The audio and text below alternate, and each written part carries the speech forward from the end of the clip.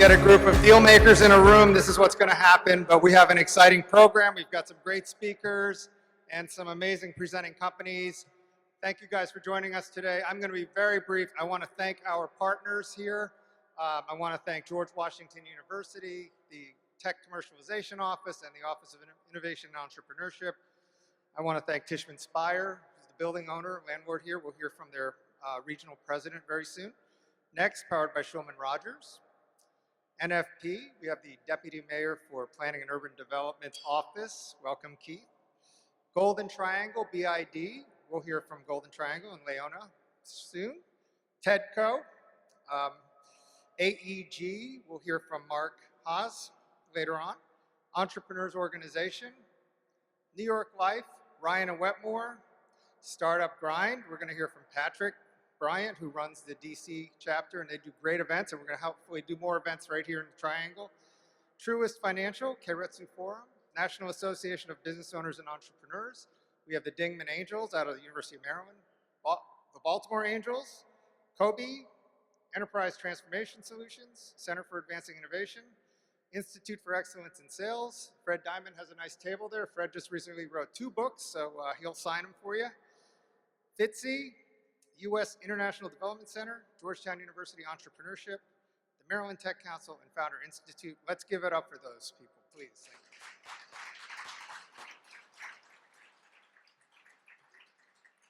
So I want to applaud all of our partners, especially our lead partners, for trying to stimulate technology growth, entrepreneurship, and innovation in this Golden Triangle. This is a beautiful building. When I moved here in 1985, I was in commercial real estate. This was a marquee building, and since Tishman has taken it over and renovated it, it's going to be another Class A building. And I think we'll have Dan Dooley come on up to tell us a little bit about this. And it's gorgeous down there, Dan. So can't wait till it opens. Come on up.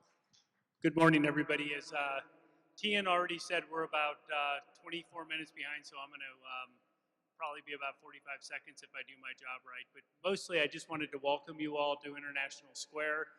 Tishman Speyer is very proud of what we're about to do here. I guess a lot of you, I'm imagining, have come to the other CONNECTpreneur events that have been hosted here. And I just, so I'm not going to give the long presentations I may have done before. I just wanted to have you think about Tishman Speyer in the vein of fun, flexibility, and community. We've talked a lot about the square opening. This is going to be a really wonderful food market with about 16 to 18 different offerings, run by 2 guys that came from Jose Andres. Richie Brandenburg opened Union Market, if you've been down there, and curated that. And Ruben Garcia used to run Minibar for Jose, and he's going to have he's from Barcelona, and he's going to have a wonderful Spanish restaurant. So that's all finally, we've been talking about it during all these meetings, that finally opens next month, and the restaurant will be open by June. And so come here for fun.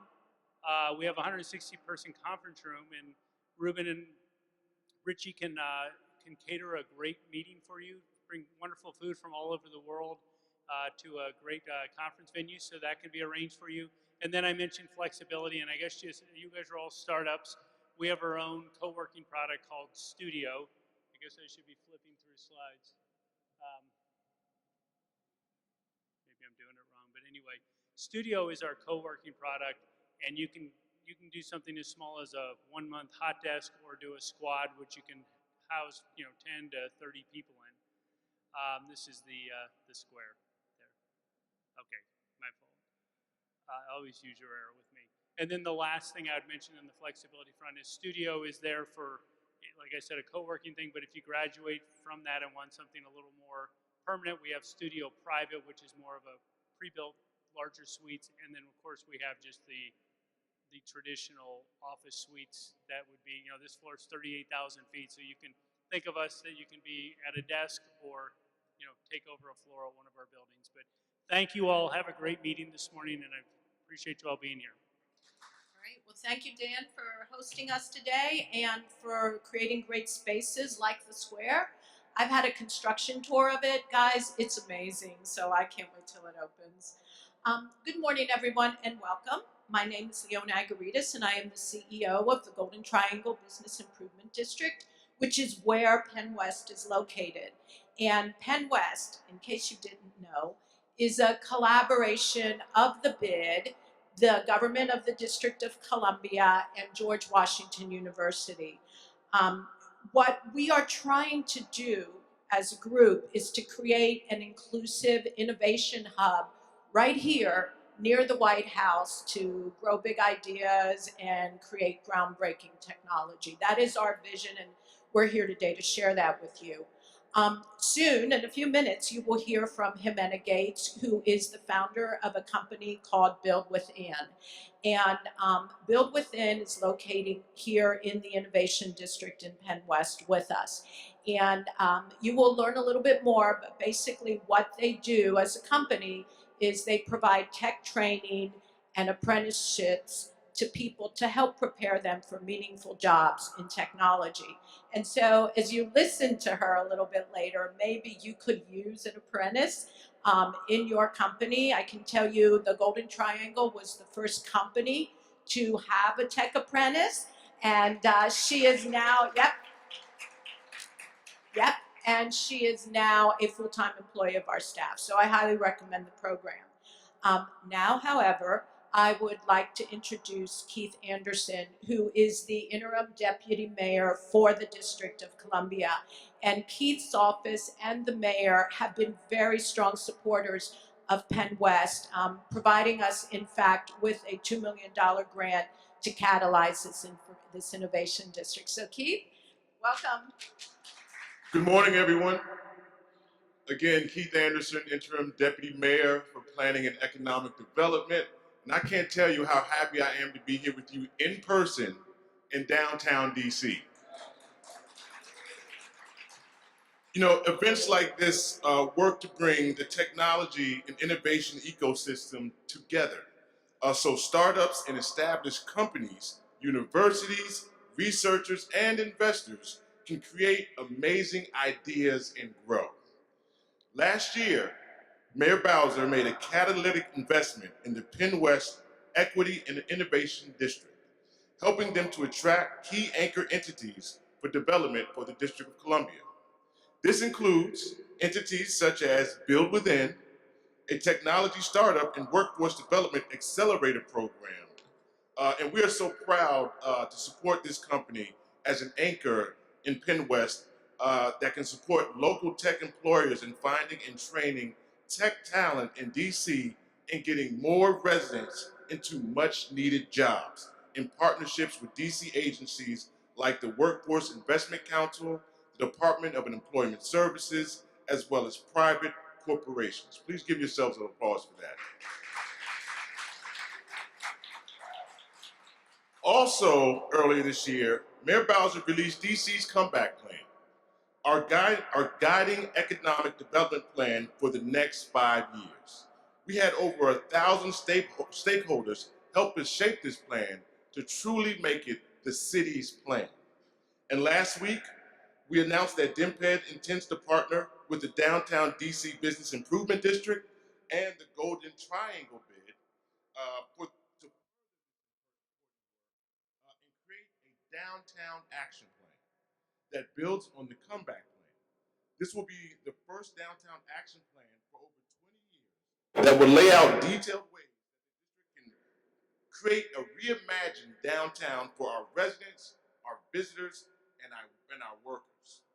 As you know, our downtown is home to 35% of our businesses, employs close to 240,000 workers, and generated nearly $1.1 billion in annual revenue pre-pandemic.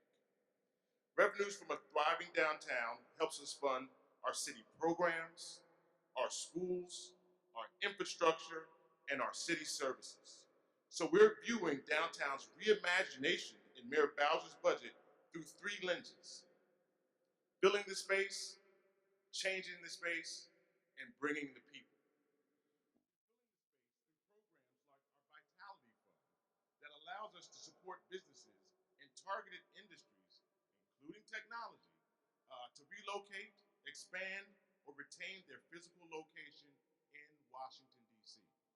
We know that 15,000 new residents downtown in the next 5 years will require us to change some of our existing space to create more housing. We have a housing in downtown program that will help incentivize these projects and bring about new and affordable housing right here downtown.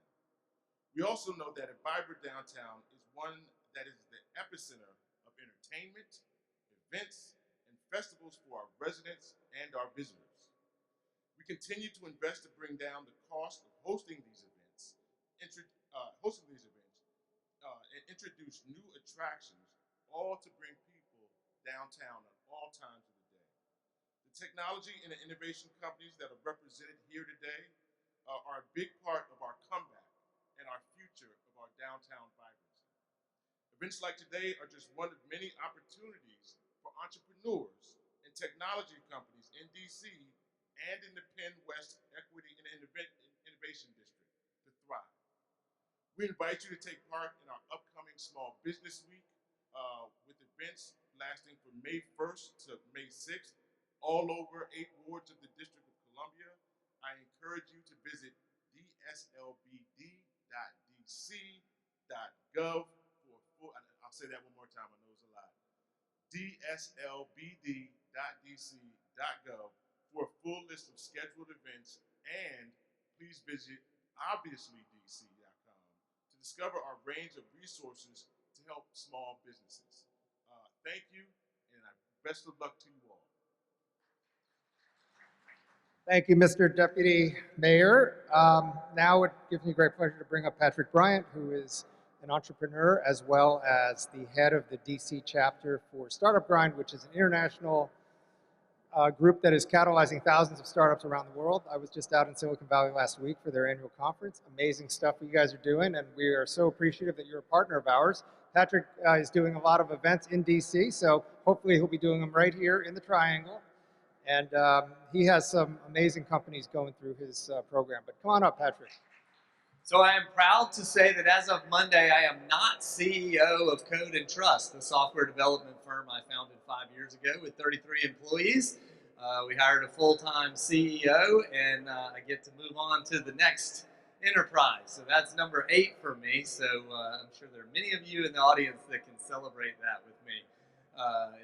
It's a fun moment. How many people in the audience, show of hands, know Tian Wang? Tian Wang, right here.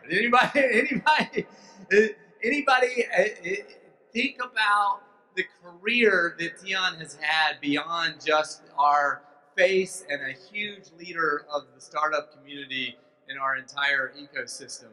And that is our mission for next Wednesday at Startup Grind. We do a fireside chat series every other month, right down here in the DC area. We want to make sure we do it here and support the Growth Innovation District. The goal is to take one entrepreneur and deep dive into their experience and what they have gone through. And it's so interesting to me that as a new member of the DC community and meeting Tian and getting to hang out with him, I did not understand that he started his first company in 1984, right out of college, owned about 20%, and it failed. Like many of us, his first endeavor was not the one that made him the guy that he is today. But he went on in 91 to found CyberRep, that was incredibly successful, and he had for many years. The company that he now represents and owns is Opus 8, which is his 8th startup. That's why it's called Opus 8. So I just want to highlight him as a leader. Thank him for doing so much in our community to bring entrepreneurs together. Thank you, Tian. And ask/invite all of you to come to Startup Grind next Wednesday from 5 to 8. We'll be co-hosting it with Founders Institute, so we'll have a bunch of Founders Institute mentors and current participants there, as well as our own audience. So Wednesday, April 26th, 5 p.m. At Think Nimble, which is a software company here in town, but I'm sure we'll make sure all of you get the email or Google Startup Grind DC, and Tion's face will pop right up. So grab a ticket, and we'll see you then. Thank you. Thanks, Patrick. But Patrick has pledged his next 10 events to be here in the Golden Triangle, so thank you for that. Yeah, my first business did fail. The key learning there was we were obsessed with product and not sales. So the lesson, and for all of our entrepreneurs here, it's a great thing that I failed at the age of 22, because I took that forward. Focus on sales, revenue, traction, sales, make your customer happy. Don't forget about product, but sales is more important than product, I guess. Anyway, with that, I'd like to bring up Jim Chung, who he's the Associate Vice President for Research, Innovation, and Entrepreneurship at George Washington University. Jim has been a longtime supporter of CONNECTpreneur. We're super grateful to have the support of Jim, as well as his partner, Brian Koblitz, who's in the room, who runs the Technology Commercialization Office. Three of our presenters today are coming out of GW. It's so awesome to see this great innovation and entrepreneurship coming out of GW. So congratulations, and come on up. So I am so excited to be here to represent GW as part of the Penn West Equity and Innovation District. Looking around at all the people here, at all the speakers that have been up on stage, it's just a hotbed of activity right here in Penn West. And I want to get you all excited about that as well. So just going to throw some numbers out there. Last week at GW, we gave out over $350,000 to 12 of our student entrepreneurs, some of them who are here, to launch their companies. And we're really excited and proud of what they're doing, and that's happening just across the street. And that's why we are creating Penn West here in the Golden Triangle. So, hey, I know Lewis is here at least. Lewis, anyone else, any of our other student who won last week? We got Ling Chen over there. Learn about what they're doing. They're doing amazing things.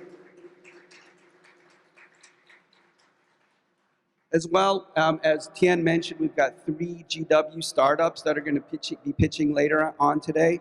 Really awesome tech-oriented, research-based companies that are doing amazing things. Can you guys raise your hands as well who are here? Okay, you got Tisha. Can't see back there. Yeah. So anyway, you saw their hands. All right. So they're here as well. My eyesight's not that great. All right. And then I want to, what I'm actually up on stage here for is to introduce my good friend, Jimena Hartzog-Gates, who has been a thought partner, a leader in the community for Penn West, as well as everything she's ever done for DCI. Amazing, amazing person, one of my favorite people in the whole world. So I'll say Jimena, most importantly, is a GW alum as well. She's got a PhD from GW. So Jimena is the co-founder of Build Within, which is creating tech apprenticeships for DC and beyond. You heard Leona mention that they've hired, Golden Triangle has hired 1 tech apprentice. I've actually hired 2. And I'm really proud of what they've been able to do for us. They filled a big need when we were looking to hire people. They came in and have been doing amazing work. Mohammed, who is here, has also just recently accepted into the GW degree program, and he will be starting in the fall on cybersecurity program. That's the way that it's supposed to work, right? So Jimena is also previously the founder of Phone to Action. I think many of you have probably heard of that company as well. She's led the product development there, wrote the patent, etc. Really amazing company that was built there. She's also the former DC director of Parks and Recreation work in government, and she continues her work as a board advisory member, Economic Club of Washington, etc. So thank you very much, Jimena, for all you do, and looking forward to hearing what you're saying. Is very humble because the venture competition is actually #1 in the country.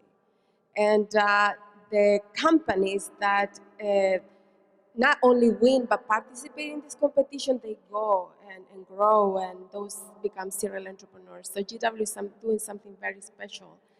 because of Jim and his team. My name is Jimena. People call me X because it's easier to say. So my email is x@buildwithin.com.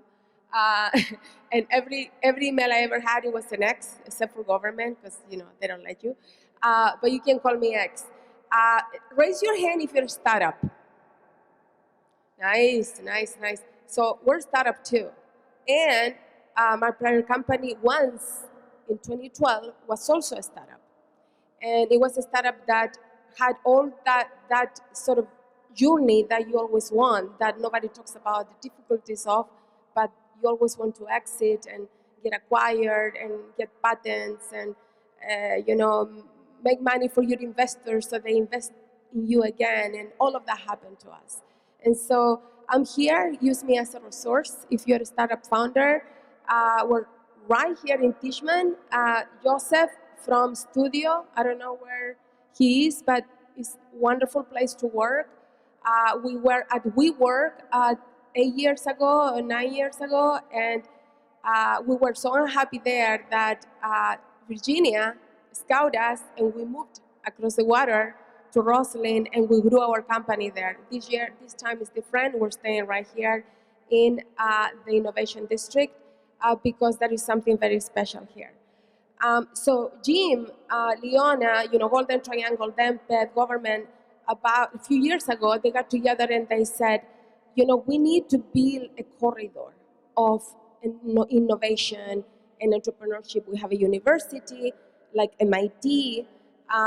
They did a similar district there. How you have Cortex, where it was also an innovation district. The person that helped start Cortex is actually now the president at GW. So this idea became a reality last year.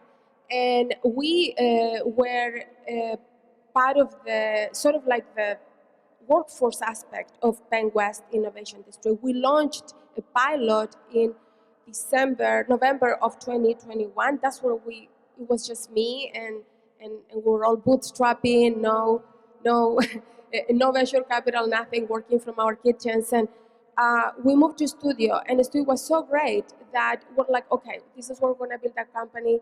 Jim went on a stage and announced that the Innovation District, and he also said, we're gonna start with workforce development. Because the startups need talent. Big companies need talent. And every company starts small. And if you have use resources, you don't have much resources when you're a startup, but you need to use them well. And talent can be very expensive, very, very expensive. And so we said, this is where we're gonna start. And at the same time, we're gonna be serve our community and give people right here in the district the opportunity to learn a technical job and get paid for it immediately through apprenticeships. So Jim talked a lot about me, but my co-founder, Michelle Rhee, was the chancellor of the schools here in DC, and she's amazing, and she's an educator, she's passionate, but she's also an entrepreneur. She owns restaurants, she has been on corporate boards. So between the two of us and a founding team, we put together Build Within. When I was a startup founder, we had a lot of trouble hiring people. We were competing with companies for software developers. In 2012, 2013, salaries were already around $110,000 for a software developer. When you put fringe on top of that, it was very difficult for us to afford. And then we realized there were all of these other jobs that didn't require a college degree that we needed, BDRs. If you don't have a BDR, if you're a startup, you need to get one now, customer success managers, and so forth. And so we realized that system, that program of apprenticeships worked for us. So we hired 30% of the company became, it came from apprentices. And we also had pre-apprentices that would work with us during the summer or the breaks. We had apprentices in a variety of roles, from QA development to UX with UI design. And when my company, Fund to Action, grew very much, we only had to raise funds twice because we were very profitable. We bought 2 companies.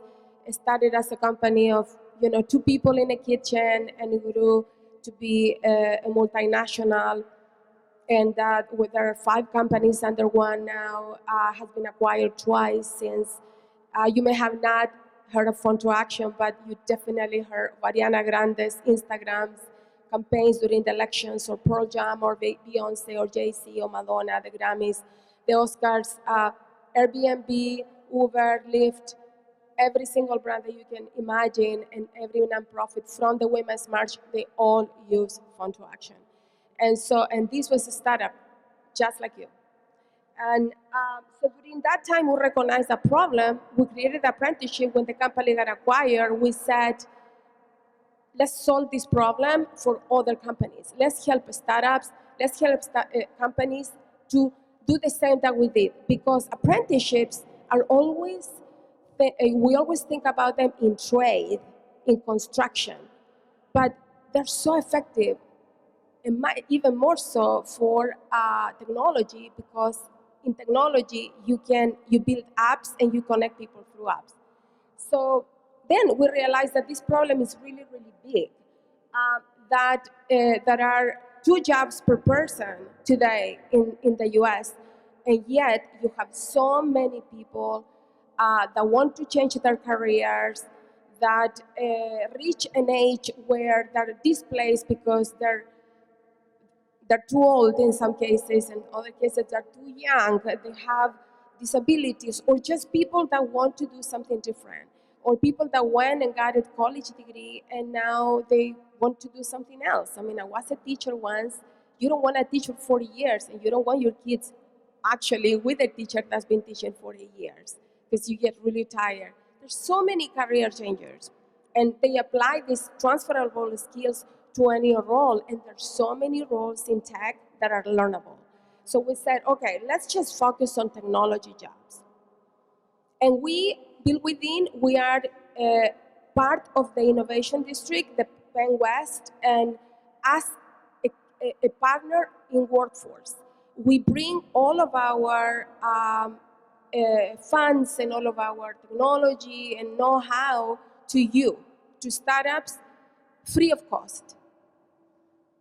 For you to create, those pipelines of talent that you may need. So very quickly, we are a Penn West Equity Innovation District partner. We are federally approved technology intermediary. We're a tech startup, and we provide training, pre-training for apprentices. Apprentices, you think of it as a new employee, a new hire. You hire them, benefits. They just start their salaries much lower because they're learning with you, but you mold them. We pre-train them so they come ready to do work. But then in your company, they grind with you. They have grit. They're super loyal. You give them a chance to prove themselves. If you don't like them, you don't have to keep them. If you love them, like most people do, you keep them, and they stick around with you. 95% stick around for more than 5 years, which is pretty difficult in tech. Hire quickly, increase staff productivity, you save, you access government funds, all kinds of good stuff. Here I'm going to tell you how we support startups in the Innovation District. We identify your vacancies. We help you access a marketplace for free of talent. We pre-train local DC residents for free and make them accessible to you. We upskill your current employees, and you can access incentives by hiring them. These are some of the roles that we have. QA developers, manual and automated. Service desk, so if you have a product that you have intercom installed, even if you don't have intercom, you should. If you're a startup, you need to have your product out there, people demo it if you're ready to sell. QA is very important at any stage of the startup, automated testing. You know, if you have one QA developer, you know, can do all of your and also your engineers will do the unit testing as well. But you do need a QA developer. Customer success, absolutely critically important. Customer success, that was the first role we fill after 2 engineers of interaction. That's how you win, because if you have a product that is not mature yet, your customer success managers fill the gaps, they complement when the technology fails, and build a relationship with the customer. Many of our customers, many times of interaction, renew because of our customer success managers, and they were forgiving when the platform wasn't up and ready all the time, and so forth. We have all of those. I want to introduce you. I'm finishing with this. I know that it's a program coming after, so I don't want to take your time, but we have full-time staff at your support to help you start this at no cost, free. If you are associated with the Innovation District, Kelly O'Brien, stand up. She's the national director. Kelly is amazing. She actually, if you went to Bad Bunny concert or any of the things at the national, she was the CEO of Volcar Enterprises. If you attended the City Open, she was the youngest City Open director. She's a rock star. Peter Kirchner, who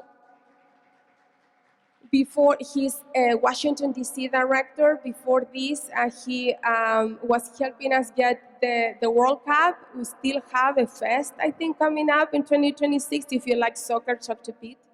And you can find them around. If Will Lopez in the back.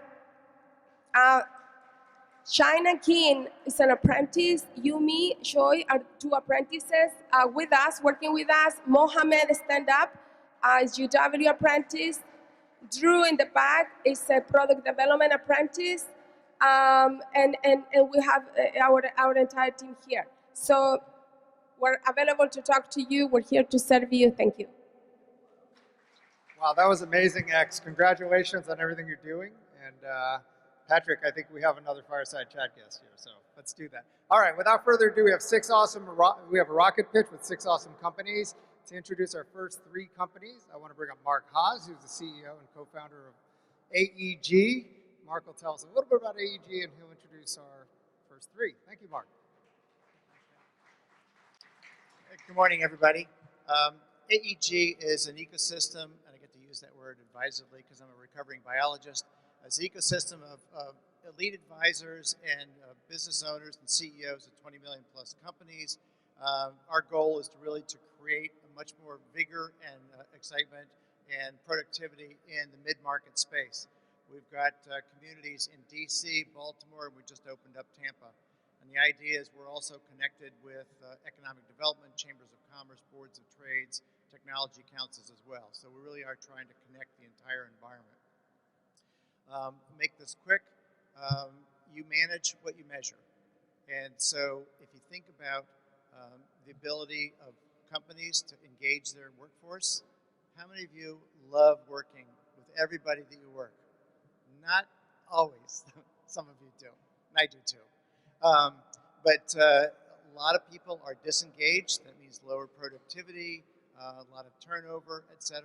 And what we really want to do is find a way to understand. A lot of people don't like their work, but we don't know how many, how much, and where.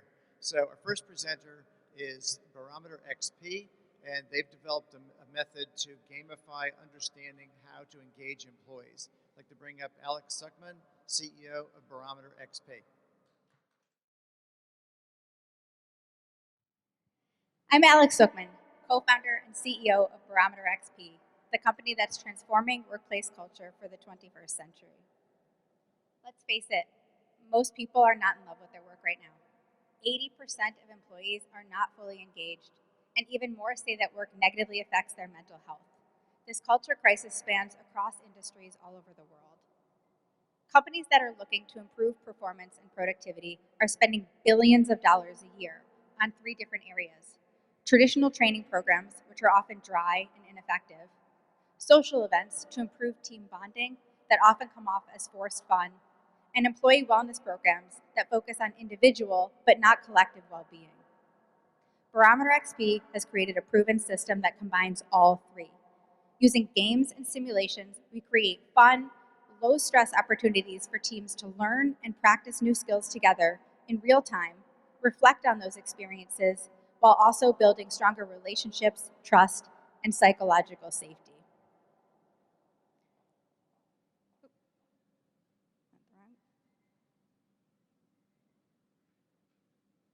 Sorry about that. Here's how it works. Our proprietary assessment diagnoses the team's strengths and weaknesses and recommends the right games to help that team grow. You might be thinking, this is a really serious problem. Why is she up here talking about games? Well, games are uniquely effective in ways that traditional learning and development falls short, because the game-based experience brings up the similar team dynamics to what happens at work, and people can then apply that learning. Our platform gives facilitators everything they need to successfully lead a game-based session with their clients, whether in person or virtual. Our ideal customers are experts in team dynamics that are working with customers, with their clients, to drive meaningful culture change. They know that experiential learning is the key, but just haven't found the right tools. We're designing our product with input from more than 60 of these experts and are currently testing our MVP with a group of 40. And we're building it around their core needs for games that complement rather than replace their existing tools, assessments that help them better understand their client needs and measure impact and progress, and a collaborative community that seeks to elevate the field of game-based learning. We're not the only player in this space, but most of our competitors are focused on delivering game-based services directly to teams. Fewer are looking to develop tools that go in other practitioners' toolboxes. And of those that are, more are focused on the fun team bonding activities rather than the deep learning that's required to develop meaningful, sustainable culture change. The market opportunity for this is huge. US companies spend $800 million a year on tools to improve training and performance. Our beachhead market of external facilitators and consultants alone is $40 million a year. We plan to launch version 1 of our platform targeting external practitioners and early adopters later this year with a recurring revenue model. Next year, we plan to expand to add an enterprise-level offering, which will allow large companies to white label our products for their in-house learning and development programs. And in 2025, we'll begin to market to managers and leaders who are looking for fun, innovative ways to boost their team's engagement and strengthen relationships. My co-founders, Peter and Roddy, and I have invested $100,000 of our own money and more than 2 years of our time to building Barometer. We have a team of advisors and experts who are guiding our evolution. We found this space, a niche in the space between fun, team bonding activities and traditional learning and development. And this need is urgent as companies seek to redefine culture and development for the remote and hybrid era. We're looking to raise $850,000 in our seed round to bring on the software development and marketing talent to help us build and launch our platform this year. This will also allow my co-founders and I to continue working on this full time. We hope you'll consider investing with us to change the future of work. Thank you. Thanks, Alex. If you'll indulge me, look to your left, look at the person on your left, and look at the person on your right. One of you has pre-diabetes, and 80% of you don't know it. So understanding what your medical conditions are, how to treat them, how to monitor them is becoming increasingly important and also possible with technology. So our next presenter is Blue Star Telehealth, is developing technology to help health plans monitor your conditions and your treatments and your effectiveness in home. I'd like to bring up Rob Ray, CEO of Blue Star Telehealth. I liked Alexandra's very cool, shiny skirt. I'm one of those men that's attracted by shiny things. So, my son is a colonel in the Space Force, and he runs all the GPS satellites in the world. And I've instructed him to have those satellites disable all of your phones for the next 4.5 minutes. So if you touch them, they will begin to smoke and smell. Okay, so just don't test it. And then in honor of him, I'm wearing the new Space Force socks, which are out. Space Force doesn't have a headquarters yet, but someone has designed socks for them. So if you want to check them out, stop by our booth and I'll see if I can scam you a pair. Healthcare, it's huge. And it's moving towards telehealth. People like it, doctors like it, it does good things. And telehealth is moving into the home. And the graphs at the bottom show how telehealth is going up and to the right. The graph in the upper right-hand corner shows at-home management of hypertension and how it gets better within home care. The problem is that in-home care requires a lot of non-clinical work. Okay? An ounce of clinical care in the home requires about a pound. The technical term is other shit. Okay? It's hardware, software, monitoring technologies, it's communications, it's patient services, it's shipping, inventory, refurb, and 1,000 other things. And healthcare providers are not good at this. They hate doing it. They're not staffed for it. They're not built for it. The solution is to outsource all that non-clinical crap to someone like Blue Star. And that allows providers to do what they do best, which is to take care of people. On the left is a provider. On the right is a patient at home. In between is all that other stuff that has to happen to connect that doctor with his or her patient. Technically, it's things like remote patient monitoring, chronic condition management, transitional care management, maternal health, principal care management, all these low acuity issues for chronic conditions in the home. 130 million Americans have chronic conditions in the home that need to be taken care of using methods like this. Our business model, we are tech-enabled services. We get paid on a per patient per month basis. We're using a bunch of different technologies, different hardwares, different softwares to solve different problems, from diabetes to hypertension to maternal care. There's two ways we get paid. In a fee-for-service world, we perform the duties of a CPT code. The provider bills for it, and then they get paid and we get paid half of that. In a value-based world, we perform a service and then the provider or the payer saves more money than they pay us. They can spend $1,000 on a pregnancy and avoid $100,000 of a low birth weight baby. Now, there are a bunch of software tools out there to manage things in the home. They're digital tools, and they typically work on one particular problem. There are a handful of companies that provide the full service, the people and the management and the logistics and the hardware and the software. Blue Star is the only company that we've run into that A, is full service, and B, is tech agnostic, which means we can attack several different problems using different technologies, not just one. Our traction has been good. This is the last 15 months.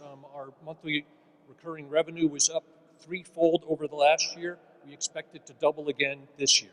And more important, our clinical efficacy shows that we're reducing blood pressure, resulting in a 30% reduction in the risk of stroke and heart attacks. We plan to triple again this year and to double the year after that, and to be a $20 million company which is capable of acquisition by a major healthcare provider. This is our very good-looking team, which somehow got skewed by the PowerPoint. We're a veteran organization. I'm a retired two-star admiral. We're owned by 44 admirals and generals from all the different services. The people down in the lower right-hand corner is our advisory board, which is 15 generals and admirals from all the different services. Our ask is $1 million in convertible debt as a bridge to a $5 million A round later this year. We've raised half of that, so we're looking for the second $500,000 to help us out. Our existing investors include folks like Ziegler out of Chicago, Treehouse Private Equity, a bunch of family offices, as well as 78 veterans.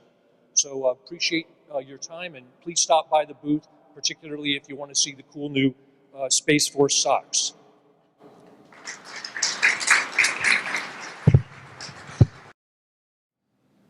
Our next presenter, this is not for people who have ever gotten a hospital bill and said, wow, this is a great deal. I'm going to go back again. So hospital costs and healthcare costs in general are accelerating.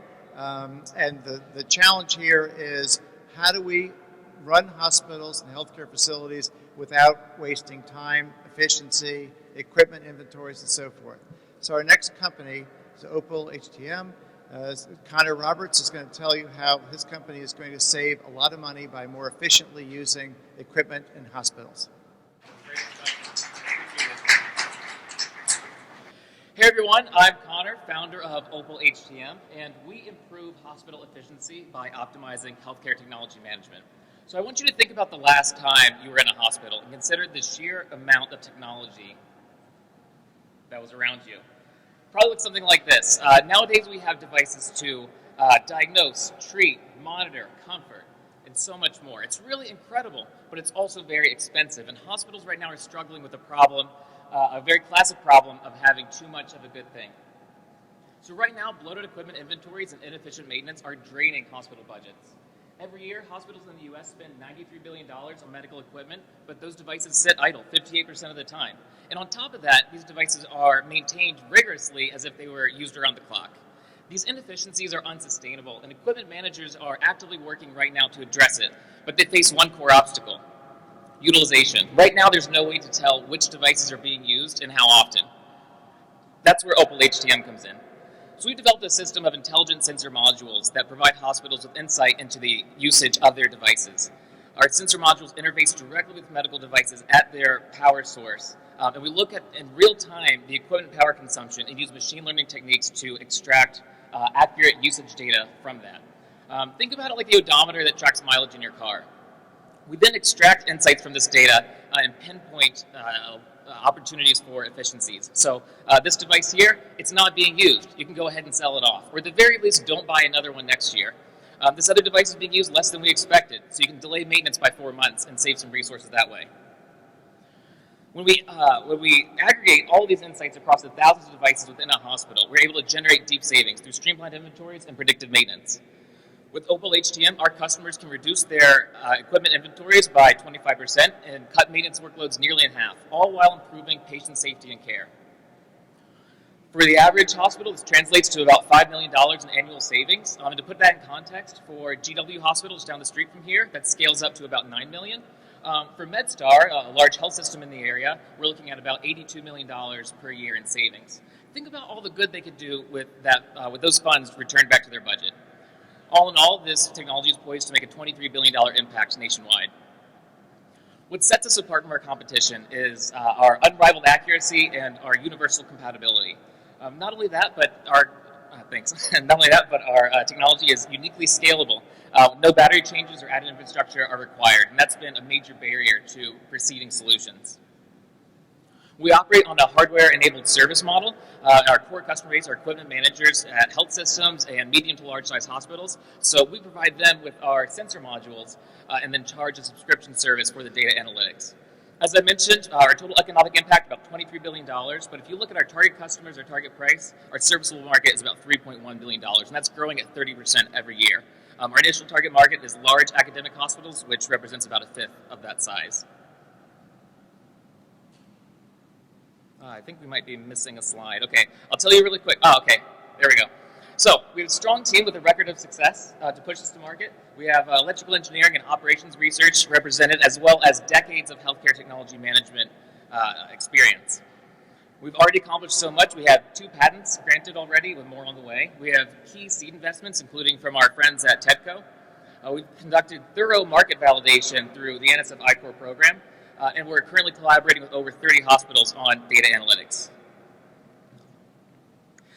We're building off that momentum right now, accelerating our path towards market. So we just got into the mHub MedTech Accelerator out in Chicago and working on a product development sprint right now, focused on getting to a pilot with North Shore Edward Elmhurst Health System, which is partnered with the program.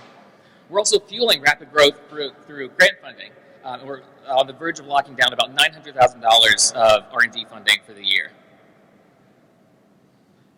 So with all those resources already at our disposal, I'm actually not here asking for investment today, but I will be in the near future, so I'm here to connect. So if you're interested in investing in this space, in this kind of technology, or if you know about strategic partners that we should be interacting with, or if you have a background in hospital sales and working in hospitals, then please get in touch. I'll be at the table later. I'd like to invite you all to join us in transforming healthcare technology management for the better. Thanks so much.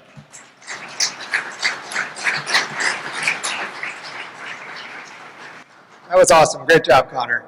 Now to introduce our next three presenting companies, I'd like to bring up Sarah Clasper. Sarah is an associate at Next, powered by Shulman Rogers. They're a longtime sponsor and partner of CONNECTpreneur. We really appreciate it. Next is transforming the way startup law is being done. They've won a lot of awards of late, including Startup Law Firm of the Year from Legal News, or Legal Week rather.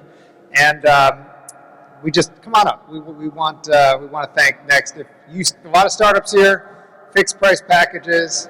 I don't know how it gets any better, because I think with the cost of legal fees these days, you guys are helping out a lot of startups. So thank you, Sarah. Hi, everyone. Thank you, Tien. Thank you, Avery. And thank you, the rest of the CONNECTpreneur team, for today's great event. Next is very honored to be a longtime sponsor and supporter of CONNECTpreneur, a leading global event connecting entrepreneurs, investors, and other members of the startup ecosystem. Next, powered by Shulman Rogers, is an innovative legal services model for the delivery of services from company launch through each stage of growth, and it is designed from an entrepreneur's perspective. We offer predictable and reasonable fees by productizing them into fixed price packages. Our clients work directly with seasoned attorneys through our hands-on legal services model, and we also use a robust technology platform to create a client-centric experience that is collaborative, efficient, and transparent. My first company I have the honor of introducing is a GW alum. Current helps impact brands and progressive nonprofits find the right mission-aligned creators. Please welcome CEO Ashwin Narayanan. Hey everyone, my name's Ashwath. I'm the co-founder and CEO at Social Current. So before I tell you about what we're building today, I want to give you a little background about where we're coming from. So I moved to the US about 4.5 years ago for college at GW. And before I moved here, I spent about a year between high school and college working full-time at a marketing agency. And after I moved here, I was in a lot of impact spaces, nonprofits, trying to help them figure out how to reach young people more effectively. And the weird thing about that was, a lot of the people making decisions about how to reach young people were not young people, and it didn't make sense to me. And so I was like, I'm going to start an agency. I'm going to hire more young people. We're going to do good work for good people and pay our way through college. And so that's what I did. And in under 2 years, we scaled to $1 million run rate. And we were getting a lot of exposure to nonprofits and impact organizations, and really realized the appetite that consumers had for social impact. 85% of consumers believe that organizations have a role to play in solving social issues and challenges that we face. However, organizations that are solving these issues struggle with communicating and reaching audiences where they are. In a perfect world, they would be able to identify someone from the communities that they were trying to reach and work with them to reach their communities more effectively. It's a problem that everyone struggles with, from nonprofits to CSR initiatives at large corporations. But in 10, 20 years, every single company is going to have to figure out how to communicate their social impact in an effective manner. That's what we do at Social Current. On our platform, organizations sign up, they outline their campaign, they talk about their mission, vision, values, and our algorithm matches them with creators from the communities they're trying to reach. We take care of all the underlying infrastructure like contracts, payments, 1099s, all these operational pieces so that they can reach consumers where they are. We're building a marketplace to help organizations reach their communities through influencer marketing. So our business model, we charge the brands a fee to use the platform based on the number of creators they work with per month. So our market, we're going after the impact space. This includes nonprofit.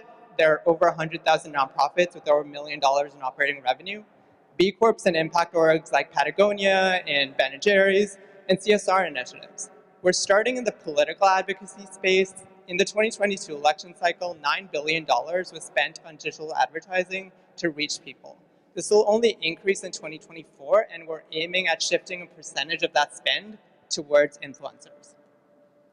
So talking a little bit about traction, year to date, we've done about $80,000 in revenue. We are at $20,000 in MRR.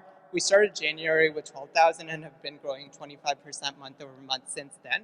We're in conversations with everyone from the White House to the NBA's social justice team on how to use our platform.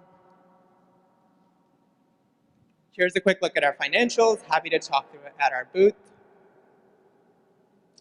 On our team, we have everyone from me, the CEO, to Will, our CTO. Together, we scaled and built the agency, and we ran some of the largest voter registration campaigns in the influencer space last year. We're then taking our experiences doing this toward building out the technology that we wish we had when we were running these influencer campaigns. So here's a look at some of the features that we built out and some of the key revenue generating features that we're currently focused on building. And we're currently focused on raising $750,000 on a safe to build faster and scale to 300 customers at 80K MRR in the next year. Thank you for your time.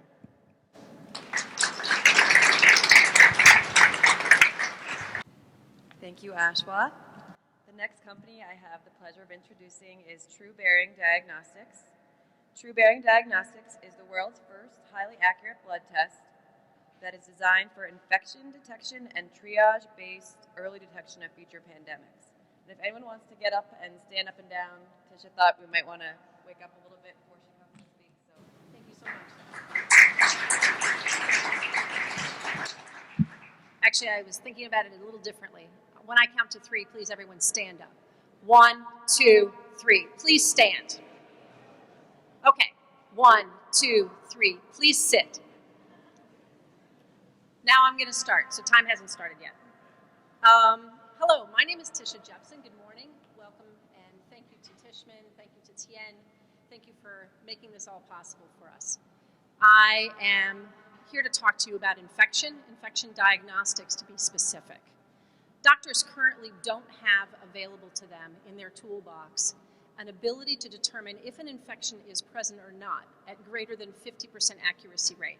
This is talking about before CT scans, before exploratory surgery. We all may know someone who is experiencing chronic abdominal pain. And this person is on, or these people that we might know, are experiencing months, years, and sometimes a lifetime of trying to recover from the experience and are unsuccessful. True Bearing Diagnostics has an RNA-based blood test that is 97% accurate, that can assist doctors with being more accurate and more effective with finding solutions for those patients. So the problem is, how can infection be distinguished from sterile inflammation, embolism, trauma, allergy, toxic exposure, torsion?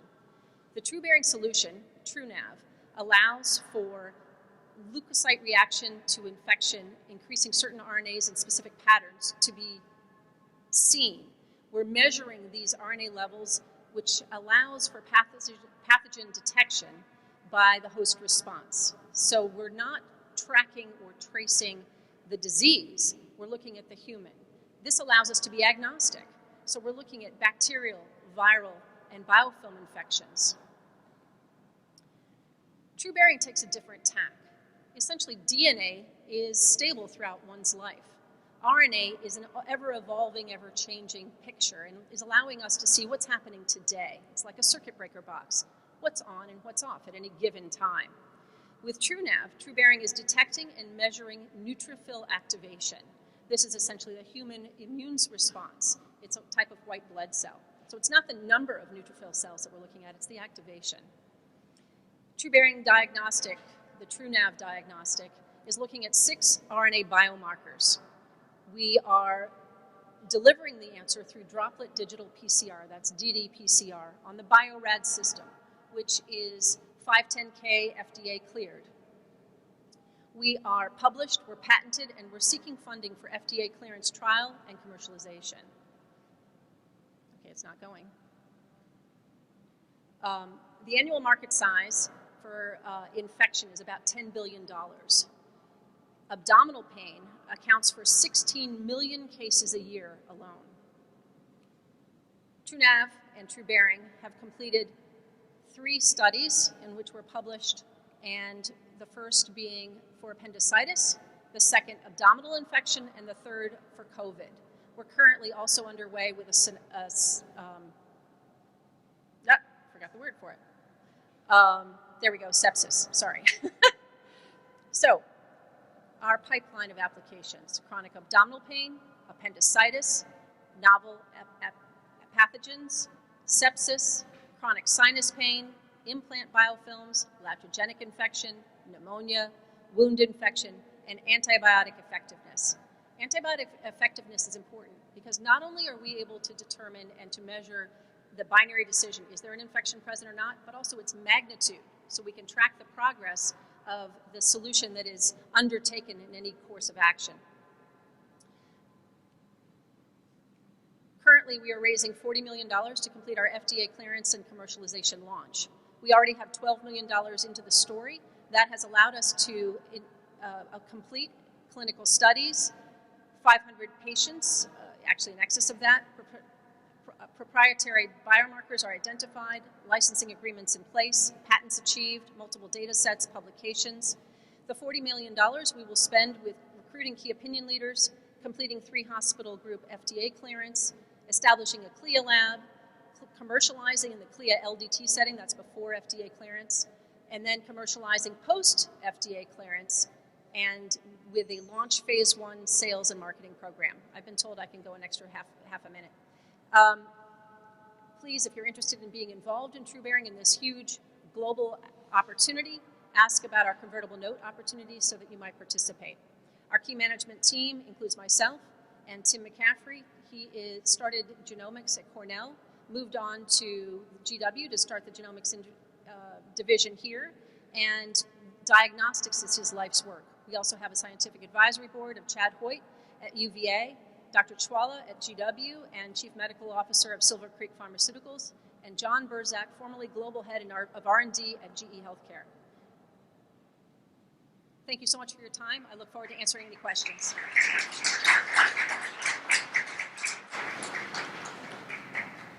Sorry about that. Good morning, everyone. Observe the aircraft in front of you, because it's about to do something that you've never seen an airplane do before in your entire life. This airplane is doing something quite odd. Very odd. First of all, where's the tug? Aircraft don't push themselves back.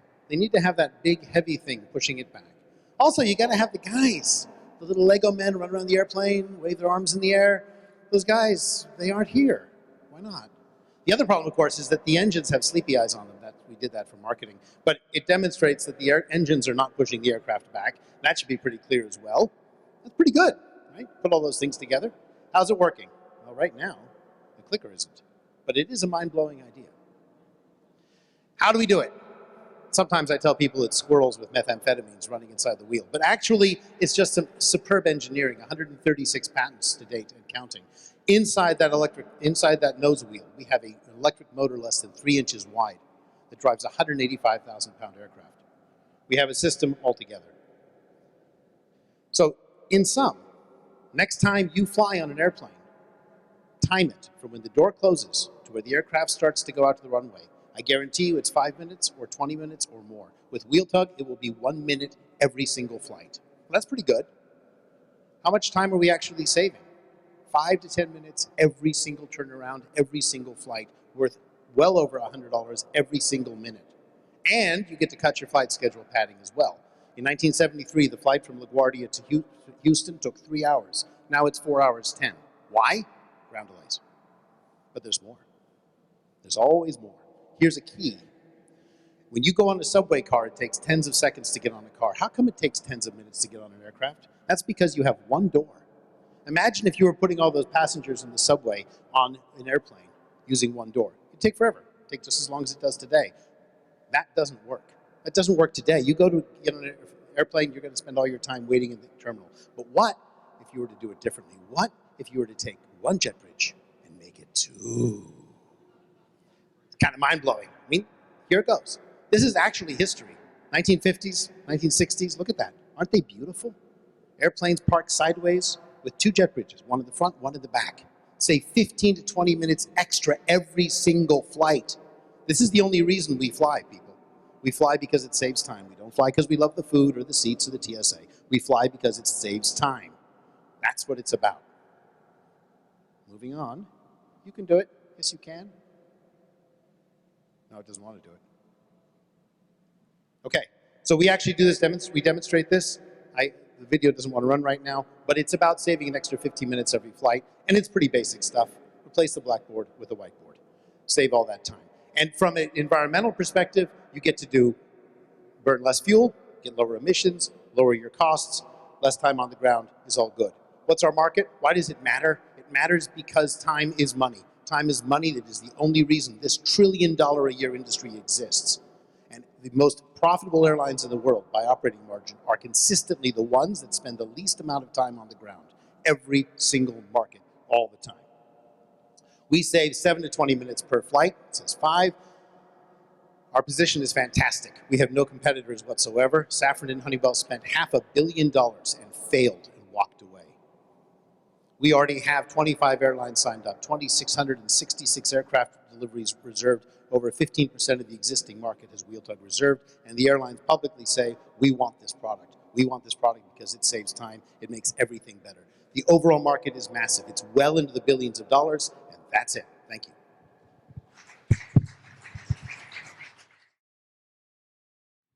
Thank you, Isaac. For the first time in 12 years and almost 100 CONNECTpreneur events, we've had cartoons playing on a deck, so that was exciting.